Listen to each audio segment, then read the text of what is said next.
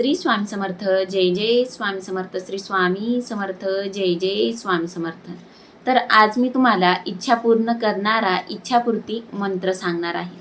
तर या मंत्राचा जप करताना आपल्या हातात थोडी साखर घ्या आणि आपले डोळे मिटून देवाकडे जी तुमची इच्छा आहे ती इच्छा सांगून ती इच्छा पूर्ण व्हावी यासाठी प्रार्थना करा.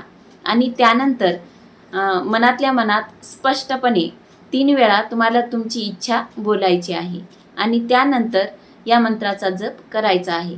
तर तो मंत्र असा आहे, ओम इच्छापूर्तये नमः. या मंत्राचा जप तुम्हाला 11 वेळा करायचा आहे आणि या मंत्राचा जप केल्यानंतर ती साखर मुंग्यांना खाऊ घाला.